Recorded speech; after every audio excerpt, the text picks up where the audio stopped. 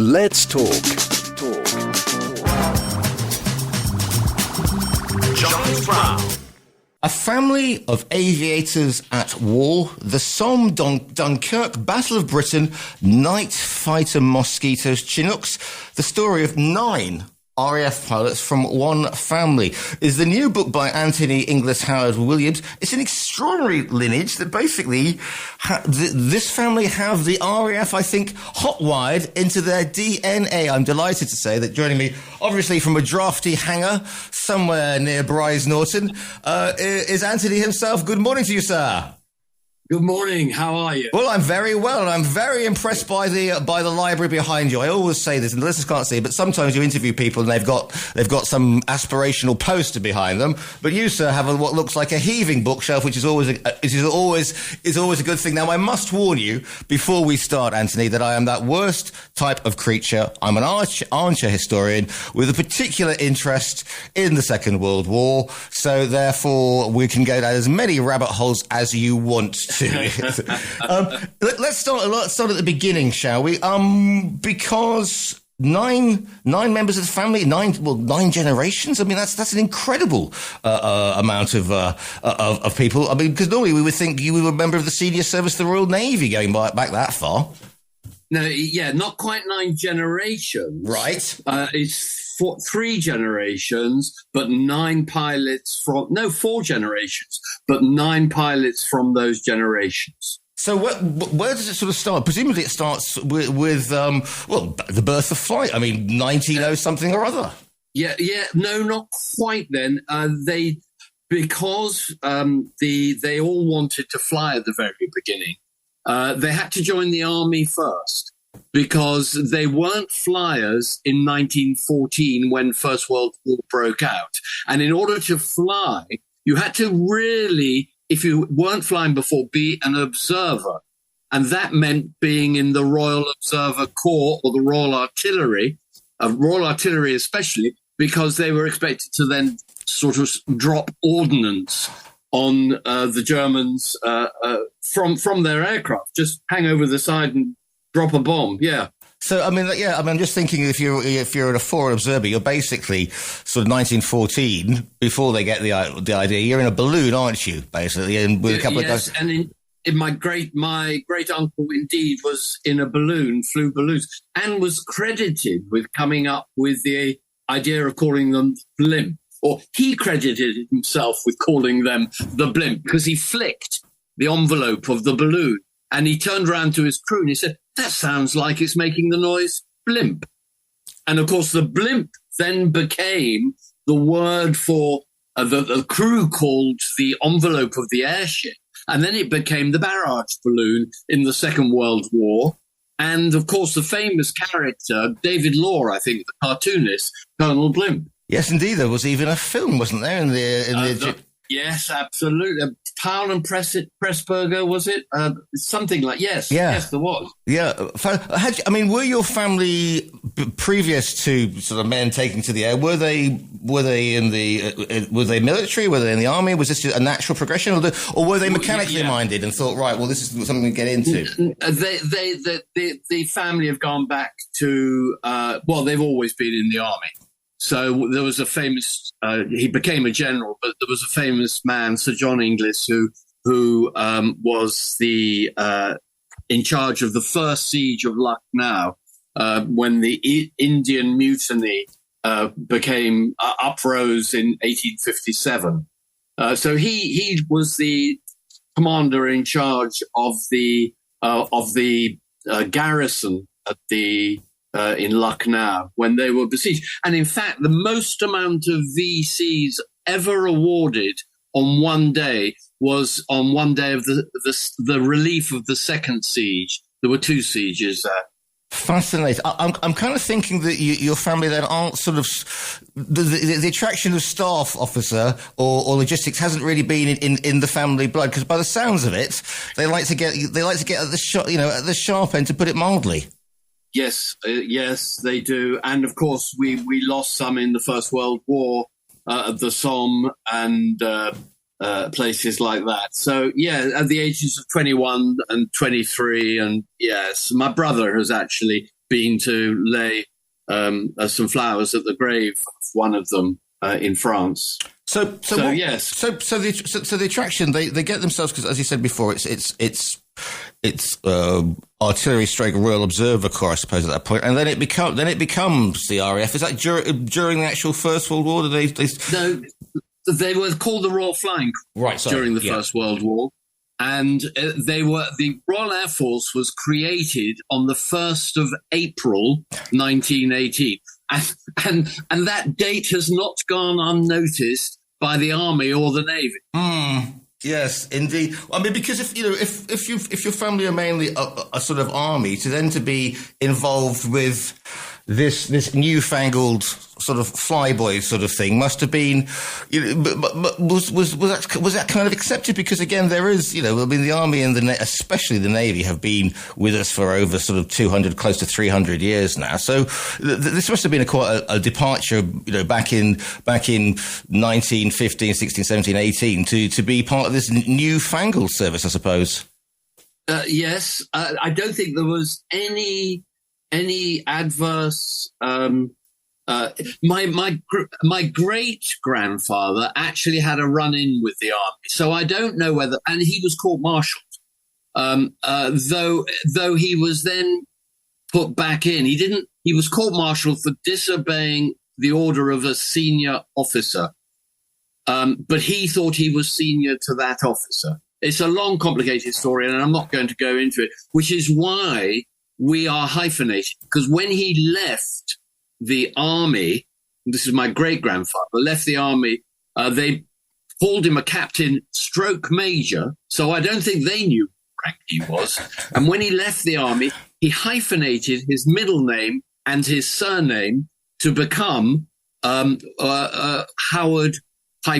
Williams, because he was Percy Howard Williams. And I think he just wanted to avoid the unnecessary attention his court-martial had probably attracted from people he knew in the service. Yeah, interesting. I mean, it's again, these very early days during the First World War. I mean, we tend to think of it being sort of, the Red Baron and, Knights of the Air and all that sort of Aces High. Do you know exactly what role your grandparents were playing, or your family were playing, in those campaigns? And presumably it is Western Front rather being sort of Mesopotamia at that point. No, well, both in fact. Well, my grandfather, my paternal grandfather, because both were in the RAF. Yeah. And my paternal grandfather, who was slightly older than my maternal one, he started in Basra, so in Africa, which formed his lifelong passion for flying and Africa. He went and lived there and became the opposition leader to Jomo Kenyatta in the 60s.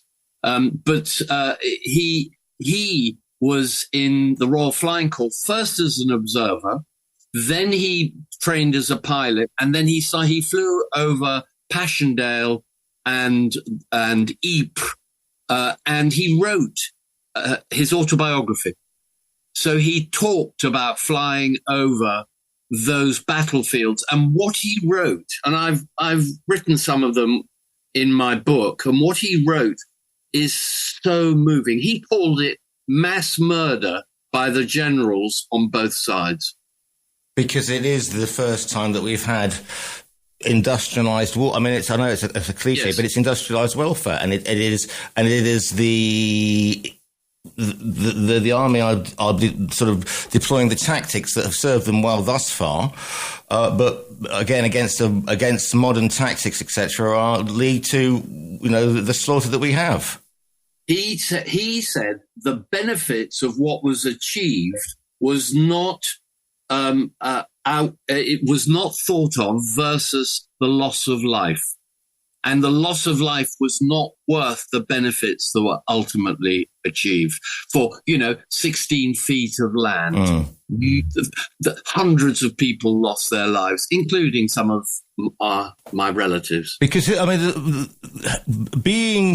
being up away from the slaughter on the ground wasn't obviously what they were flying, Anthony. I mean, we call them aircraft now, but my goodness, I mean, this is something that you and I could probably knock up in the back garden of an afternoon with a bit of balsa and nip down to B&Q, come back with a bit of tarpaulin and a small outboard motor, and off we go. I mean, if somebody was to put up a bit of flak or an artillery shell there, there's absolutely no protection, is there? None at all. And that's why there was a certain aircraft in particular that was known as a string bag. There was no protection at all. And in fact, the observer at the beginning of flying was known as the shock absorber because he sat in the front. So they thought that in the event of any aircraft crashing, nose first, the observer sitting in the front would absorb most of the shock of crashing into the ground. So they were derogatorily known as shock absorbers. Yeah. Yes, indeed. My grandfather fell out of an aeroplane at 500 feet without a parachute because they didn't have parachutes in 1916 and survived. To which, obviously, the next question is... How? Exactly. Suez Canal. He was over the Suez Canal, fortunately. The pilot, whose name we know but has escaped me, got into difficulties, inverted the aircraft, no seatbelt, no parachute. My grandfather fell out into the Suez Canal. He says his hard hat and a jacket saved him. Now, 500 feet is what he claimed. So you have to, I think, take that with a pinch of salt, but they were certainly flying in the air. It wasn't a seaplane over the Suez Canal, inverted the aircraft, and he fell out. Yeah. When he recovered from that, presumably he had a few choice words to say to his pilot if the actual pilot survived the inversion as well. Well, you've hit on it. Sadly, the pilot did not survive the crash landing in the water. Right. Because he stayed with the aircraft. Okay. Let's move on because otherwise we're going to be. This will be First World War centric. And I warned you. I warned you I was an armchair story. The First World War comes to an end. Yes. What happens with the family? Do they stay in the fledgling RAF? Because obviously nobody kind of knows. Because it's really interesting. Because that period between the 20s and the 30s, we get a new theory start to come in about basically bombing. And there's a mantra that the bomber will always get through. And you have this fascination with air war. And I'm sitting in Spain, so obviously we see in the mid-30s, we see the first application of civilian bombings, i.e. Guernica during the Spanish Civil War. Are the family involved in the development of the RAF in air policy at this point? Do they stay in? Do new members come in? No, not with air policy so much in the 20s. They were climbing the ranks, and they did get that in the Second World War. They were instrumental in some air policy, but civilian bombing had happened in the First World War. London had been bombed, and other places had been bombed with the Zeppelins in the First World War. But my family, apart from our son, who is currently a Chinook pilot, have all been fast jet pilots, or none of them have been fast jet pilots. They've all been fighter pilots. Right. So they haven't been involved in bombers. Having said that, no, I'm not actually telling the truth here, because my uncle was a pathfinder. Now we're talking. Yeah. So he was a pathfinder and did 50 missions over Germany. Extraordinary. And funnily enough, this will interest you. Quite a good friend of mine is a man called Flight Lieutenant Colin Bell. Do you know who I'm talking? 101 years old this year. 104. 104, sorry. Yeah. And I saw him yesterday talking. And I saw him. He was at the De Havilland Museum. And I thought, well, I'll go and see Colin talking. I got him to a concert. And I'll probably get quite emotional. I got him to a concert of mine. That I'm a conductor of music. Maybe your audience don't know. So I'm a conductor of orchestras, and one of the places I've conducted more often than anybody else is the Royal Albert Hall. So I got Colin Bell to a concert at the Royal Albert Hall, told the audience that he was this 104-year-old Pathfinder Mosquito pilot was in the audience, and I turned to him and I said, "You, sir, along with your ground crew and your air crew, are the superheroes, supermen of the world." And then we launched into the piece, Superman. Oh, right. The whole place erupted. It was brilliant. Absolutely brilliant. Right, so here we go. Ladies and gentlemen, I'm strapping myself into the armchair because Colin Bell is a living legend, okay, first off. Secondly, Mosquitoes, Pathfinders, Colin Bell, in fact, all the Pathfinders. For those who don't know, the Pathfinders, which was an experimental force brigade with the best of the best, were the men who went in before the bombing raids and lit up and put out the flares that marked the targets that the men, because the RAF always bombed at night rather than the American US Army Air Force who bombed during the day. That's another story for another day. And so therefore these guys went in, first of all, in what we call normal bombers, incredibly brave, and then, which I think is the world's first stealth aircraft, the Mosquito, because it's made out of wood and it couldn't be picked up on German radar, but they went low, they were incredibly brave, they were hedge hopping, building hopping, whatever you want to call it, extreme, and they were the people who basically marked out the targets, and the rate of attrition was incredible, and the stories that come out of the Pathfinders are jaw-dropping, to put it mildly. Yes. So my uncle, Group Captain Peter Helmore, was one of these pilots.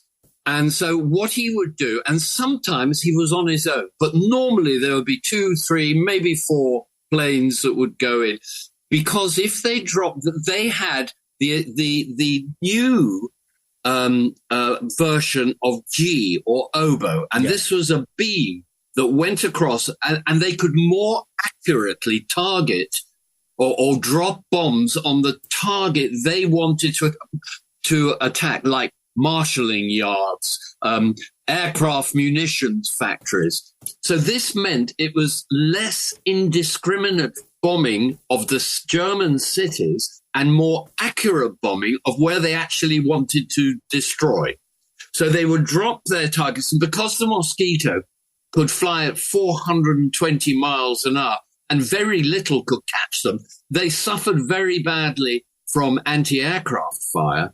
But because no planes could catch them, apart from a 190 in a dive, the Focke-Wulf 190 could in a dive. But then once they were past, as Colin Bell said yesterday, once they were past you left them for dust. They couldn't catch them in a level flight. So once they were past, they could drop accurately with the aid of GEE, and oboe, these radar vectoring beams that was transmitted from the UK right in the early days of this. They then could drop a flare on the place they wanted. And of course, they couldn't put them in any aircraft because Liberators and all these slow-moving aircraft, if they were shot down, the secrets of G and oboe would be discovered by the Germans. Exactly. So that's why 1, 2, 3, 4 aircraft went in, dropped their bombs, dropped their markers, occasionally bombs, accurately on where they wanted to target. They could then get the hell out of them and take their secrets with them. Also, what are your family work with Hugh Dowding? I mean, hero, absolutely. Because because the Battle of Britain, people think it's the few, but my goodness, it's the Dowding system that saves Britain, basically, because the Germans can't work out why, how the RAF kind of know when they're coming and where they're going, and can get them, can pick them off, as the saying goes. And his deputy, Keith Park, of course, Air Marshal Keith Park, Sir Keith Park, who was at Bentley Priory during the beginning. Well, that's where my grandfather, once he'd ascended the ranks during the war, and you touch briefly on what happened to all these RAF pilots during the war. A lot had to leave and become commercial airline pilots. That was the Imperial Airways was beginning to form, and BOAC and all that. Yeah, but if they wanted to stay in the service flying, they were recommended that they did engineering courses at university. So my grandfather wanted to stay in the RAF. He did engineering courses at Oxford, Cambridge, and London University, so that the RAF paid for him to do that, and he ascended the ranks. And then he became number 2 to Dowding at Bentley Priory in 1939, when Keith Park went off to have an appendix removed. But my grandfather and Dowding did not get on. He wrote in his autobiography that he thought it was like being number 2 to Dowding was like being a lift boy to God, because Dowding was so autocratic. So my grandfather had to go, and they sent him to Halton first, and then to Blackpool as an air commodore. And then he ended the war as chief defence correspondent for the Daily Telegraph. That's a moving on. Just right. So we've got 5 minutes. Okay. So fascinating period of time. Just my last thing about Colin Bell. Famously, he outwits a Messerschmitt 262, which is the jet. He's flying along, and suddenly, at 10,000 feet, out of nowhere comes this new jet. Colin drops it into a dive, because that's the thing that can, one blast from a cannon and it's game over. He then hedge hops at 400 miles an hour for 10 minutes with the thing behind him trying to zone on, knowing that the jet's only got a certain amount of fuel. And the reason that he's still with us is he had the presence of mind to do that. The man is an absolute legend. And he told a story yesterday, and his navigator went ballistic at him because he didn't think the jet was there. And he said, "Did you want me to hang around and find out whether he was or not?" And Doug Redmond was his navigator, and Colin is a legend, but so is Doug Redmond, the navigator who was with him. He was in the same. My grandfather got the Military Cross in the First World War, and he was so cross. Pardon the pun. He was so cross that his navigator didn't get one as well. He said, but he was in the same part of the sky, risking his life just as much as I was. Fascinating time to be, obviously, talking jets, because then we go from piston engine blades to jets, and obviously that's a whole new thing with the Lightning and the Vampire and all that sort of bits and pieces. So the family stay in and are part, having to learn a new discipline. And obviously, as the empire shrinks, there's an awful lot of action to be seen, policing actions and whatever else. Yes. They do stay in. Apart from my grandfather, they all stayed in. They left in the late 50s, roughly, all of them. It was shrinking. They had been in with the piston engine, with all this fantastic Spitfires. They flew Spitfires, Hurricanes, Mosquitoes. Blenheims will gloss over. My father didn't like the Blenheim at all. Beaufighter he adored. Yeah. They'd all had their escapades in the air. My other grandfather also fell out of his aeroplane. So both grandfathers fell out of their aeroplanes before they went on to meet their wives, marry and have their children, my parents, my mother and father. So it's very fortuitous they all survived. And then, of course, our generation completely, and by my generation, I'm talking about my siblings and my cousins, we all skipped the RAF. And so our son, is now a flight lieutenant at RAF Odium in 18 Squadron. So he has carried on the family tradition. And Chinooks as well. I mean, when a Chinook is coming by, because you can hear it. You can hear the bleeding thing, the workhorse, to put it mildly. Waka waka waka waka. Exactly. The noise they make, yes. How did you sort of, presumably there are diaries, there are autobiographies, because this must have been, a project that obviously is close to your heart, but also you kind of you sort of know the family legend, but in another sort of way you don't, and therefore it must have been a wonderful, fascinating project to research, Anthony. It was so incredible because although I knew that I was descended from Edward I, Oliver Cromwell, Elizabeth Fry, I didn't know all the others that were also. Family history says something, but when you start going into it and you go to Kew and look at all the records and what has happened with your family, I heartily recommend everybody does it because they will find some incredible fact in their history. Somewhere in their history will be a fact that they didn't know. And there were so many in mine. And it's been a wonderful, wonderful experience. I don't know what I'm going to do next. I've written my autobiography. That wasn't nearly as wonderful as writing this book. So it's been a wonderful journey. And I wrote it so that my children and my cousins' children and my siblings' children should also know something about their history. The book is called A Family of Aviators at War. As you can tell, Anthony, I could speak to you until Wednesday about this. I did warn you. Listeners, you can go to our own website, tre.radio, click on the book cover, and it will be winging its way to you. Sorry about that. Anthony, if people want to find you online, is there a website? Can people find you on the socials? Yes, I only do X, I think it's called now. I do no political things at all. I do X, and I have a website, anthonyinglis.com. Been a pleasure to speak to you. Thank you so much for your time today. My pleasure.